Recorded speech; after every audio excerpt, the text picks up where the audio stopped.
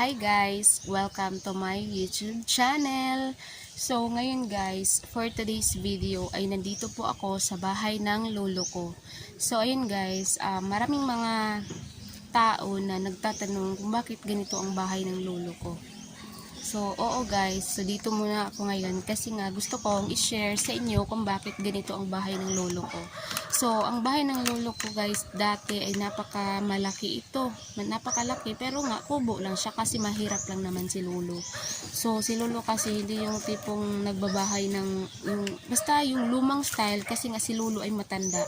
Matanda na. Hindi ko nga alam kung anong taon si lolo ipinanganak. Basta yung edad niya ngayon ay mga nasa 97 na. So, mag 3 years na lang yung kulang at mag 100 years na si lolo. So, si lolo pala ngayon guys ay wala dito. So, nadaanan ko siya doon sa, mamaya ipapakita ko siya sa inyo. So, si lolo ay ngayon, sa edad niya ngayon ay naglalakad-lakad pa naman siya.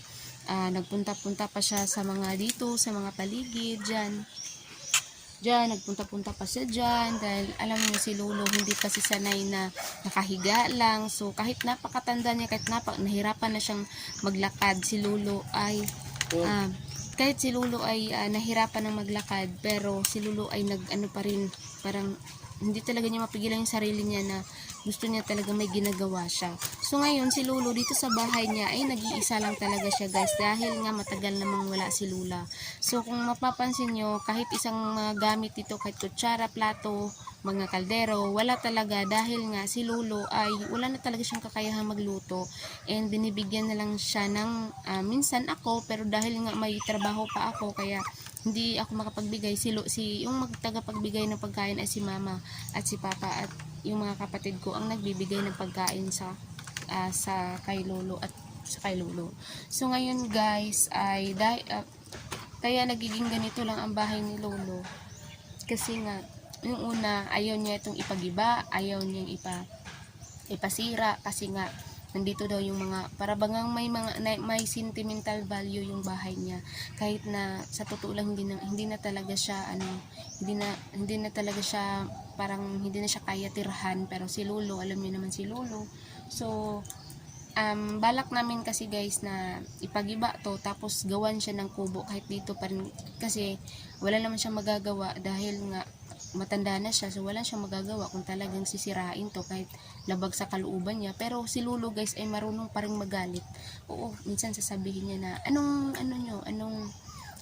akala niyo sa akin, bata. So may mga ganyan pa siya. So ayun guys, siguro sa susunod pa na mga video ko ay ipapakita ko sa inyo yung magiging update dito sa bahay kasi palagi na lang itong nire-repair, palagi din namang nasisira. So ayun, so yun lamang muna yung update ko sa vlog na ito sa bahay ni lolo. So ipapakita ko sa inyo kung saan si lolo ngayon.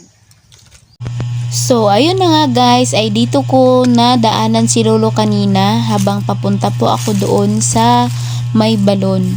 So guys, hindi ko na nilapitan si lolo kasi nga nakita ko na medyo nahubad yung shirt niya at nakita ko yung puwita ni lolo. And alam kong mahihiya siya kapag tatayo yan at makita yung puwit niya, kaya nga dumaan na lang ako at ayun na nga, nakita niya ako at alam kong nahiya talaga siya. So yun guys, napakita ko na sa inyo si lolo kung nasaan siya. Wala siya sa bahay niya kanina kasi nga doon siya sa mga gilid-gilid at ng mga sagbot. So yun talaga si lolo guys. Yun lamang muna guys yung update ko kay lolo. Maraming salamat sa panonood. Bye!